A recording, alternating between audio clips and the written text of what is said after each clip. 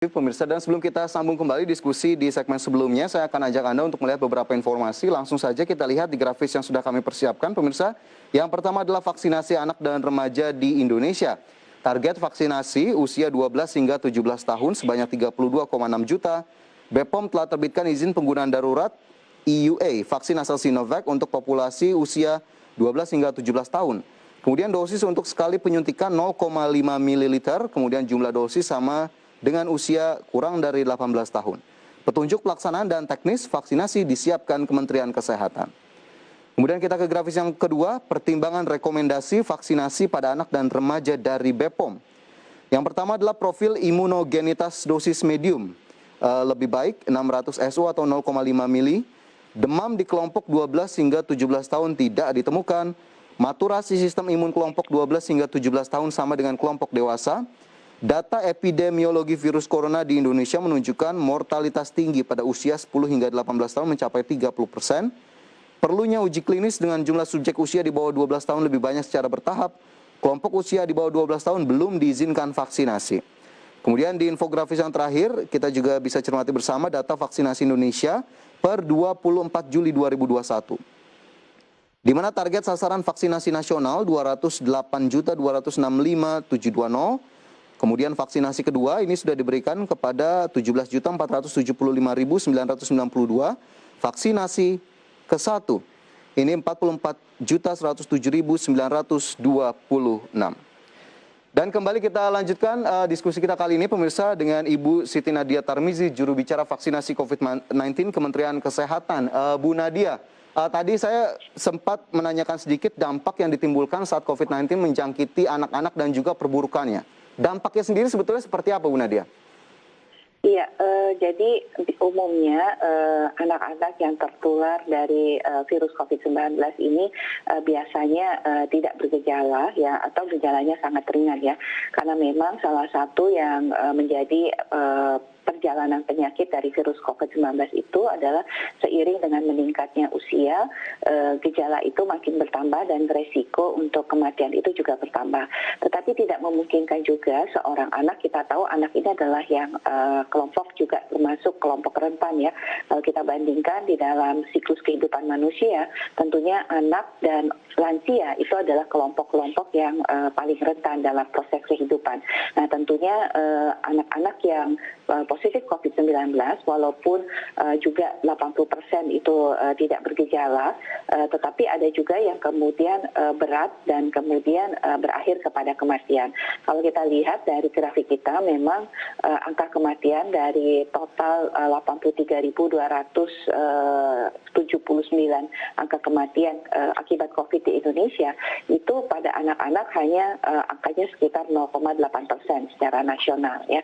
Tetapi kemudian pada anak-anak yang terutama punya komorbid, seperti misalnya mereka adalah yang memang punya kelainan kongenital ya, artinya misalnya mereka punya kelainan jantung, mereka itu ada kelainan darah seperti leukemia, itu kalau kemudian mereka terinfeksi COVID-19, risiko kematian itu meningkat sampai dengan 6-8 kali ya.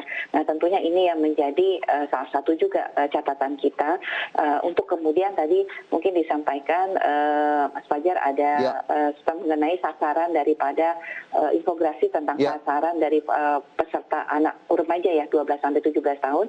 Saat ini kita sudah validasi, itu angkanya adalah pada angka sekitar 27 juta usia 12 sampai dengan 17 tahun yang menjadi sasaran untuk vaksinasi kita.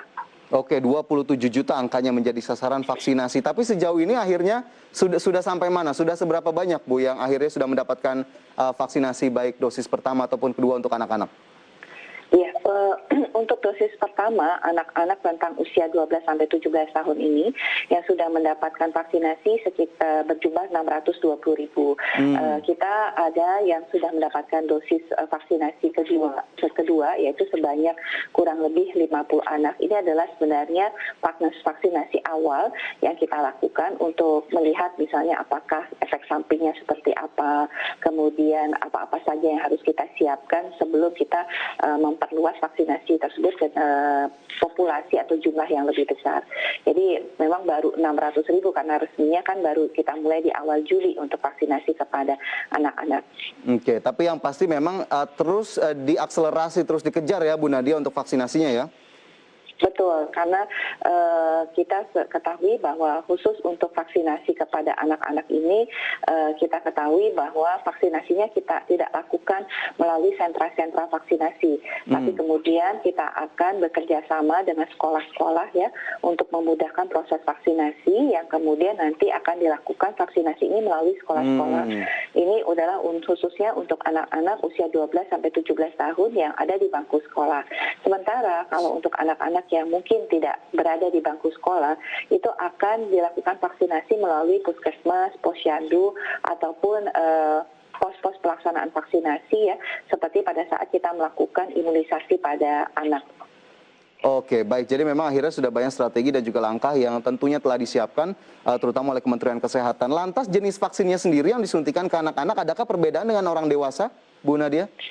Iya, seperti diberikan izin emergency use authorization dari Badan POM, maka jenis vaksin yang digunakan atau yang boleh digunakan pada anak-anak sampai saat ini adalah baru vaksin Sinovac ya. Jadi vaksin Sinovac atau vaksin CoronaVac yang dibuat menjadi vaksin jadi di Bio Farma, itulah yang direkomendasikan saat ini untuk diberikan kepada anak-anak usia 12 sampai 17 tahun. Dan tadi betul seperti yang disampaikan oleh Mas Fajar pada infografis, jumlah dosis yang diberikan pada usia 12 sampai 17 tahun ini adalah sebanyak 0,5 ml ya, jadi sama seperti ukuran pada dewasa ya kurang lebih, dan rentang waktunya juga sama 28 hari.